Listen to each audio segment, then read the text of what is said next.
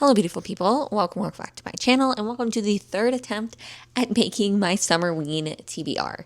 If you're not familiar with Summerween, I will go ahead and link Gabby from Gabby Reads video down below announcing Summerween and explaining the reading challenge, but this has been around for quite some time. This will be my third time participating in Summerween, and I think this is going to be, just a quick little vlog here. I'm actually away for the weekend. You can see a different background for the long weekend. We are at my in-laws, so I still want to participate in Summerween, and I do have some books that I have already picked out.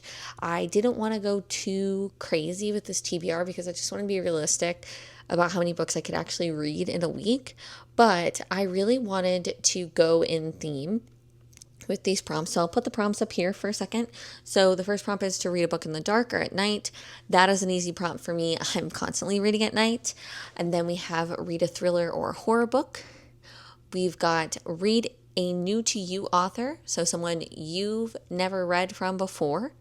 We have read a book with pink on the cover, and then read a book with less than 250 pages. So I wanted to kind of run with the idea of reading books with pink on the cover.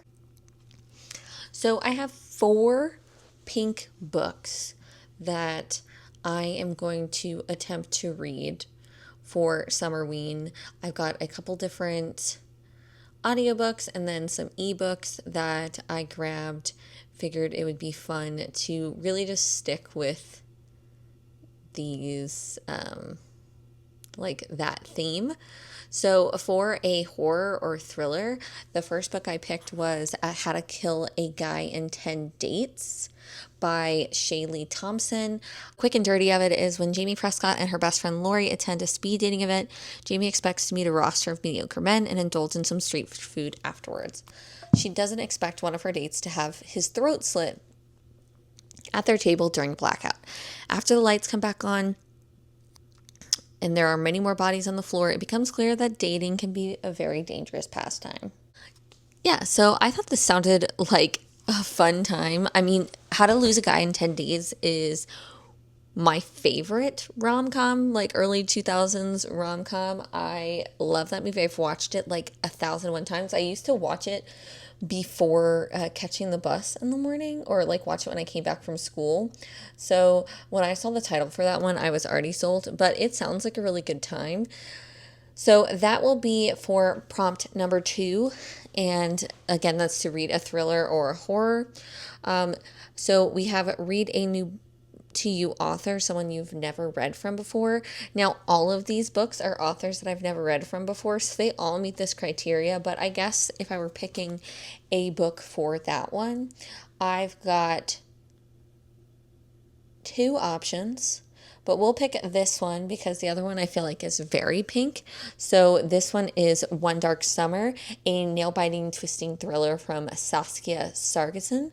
And this book... Yeah, so Meg is actually Margaret, and she has gone back to this town where her mother was killed, posing as Meg to get some information, being a nanny for this family.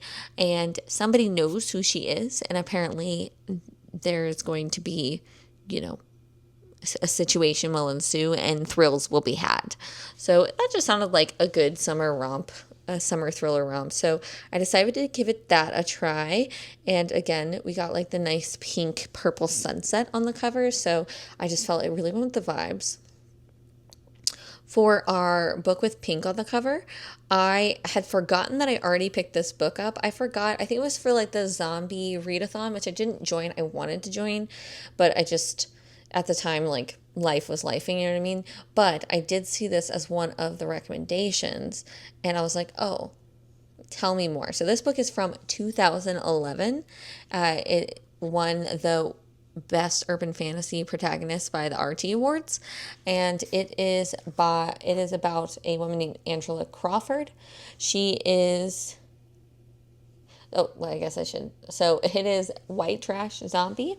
Apparently it's a series, but she wakes up in the ER after overdosing on painkillers, and she doesn't have like a mark on her after waking up from a horrible car crash, and she's got like a huge hankering for brains.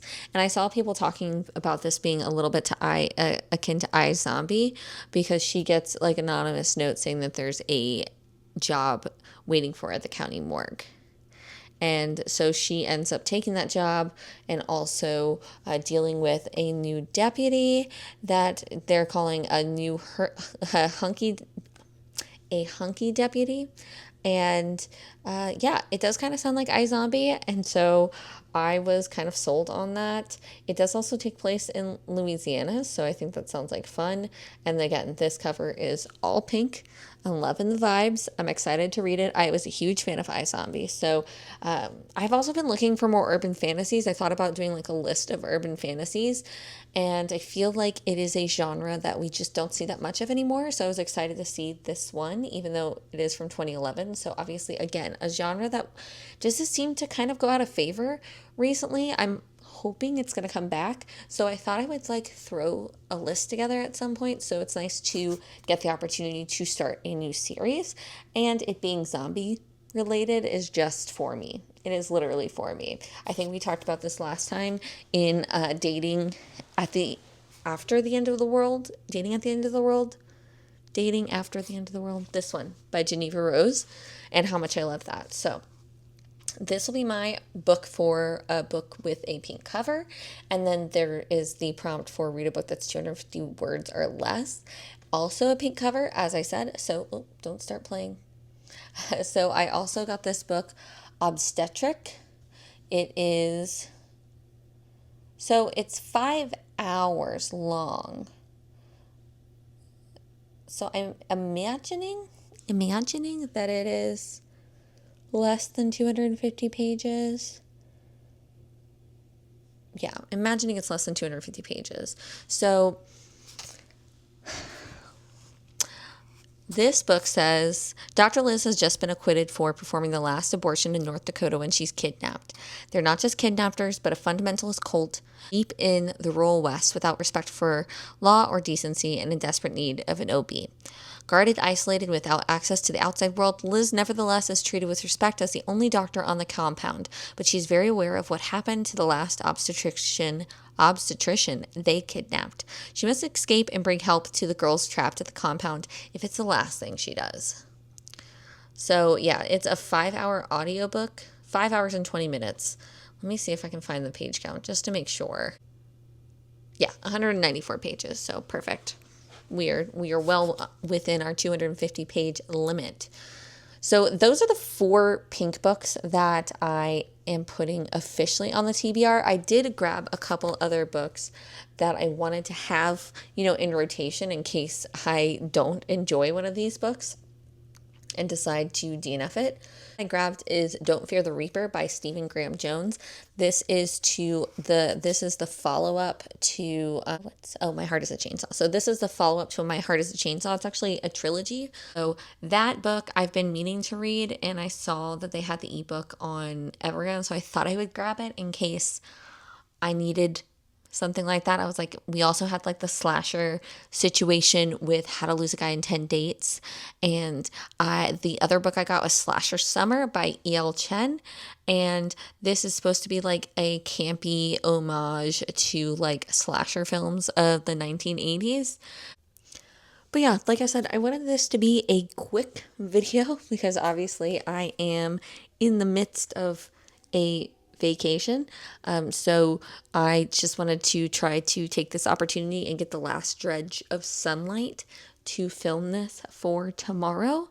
So I'm super excited to hop into Summerween. Fingers crossed, I'm hoping I can get those 4 books read, especially because it is a mix of audiobooks and ebooks. But I think even if I get like 2 or 3 of them read, they meet a lot of the requirements of Summerween that I will be able to hit all of the prompts. So it was really like a good way to make a nice TBR, but a realistic TBR and give me a little bit of leeway. So if you are doing Summerween, I'd love to hear what books you're reading. If you're posting a TBR, if you're doing some vlogs, let me know. I do love watching the Summerween content. I'm going to stick around and have fun over on this little corner of the internet. Feel free to subscribe. And until next time, I hope you read a good book. I hope you find some joy. And most important, I hope you do something that makes the world a better place. And happy Summerween. Bye.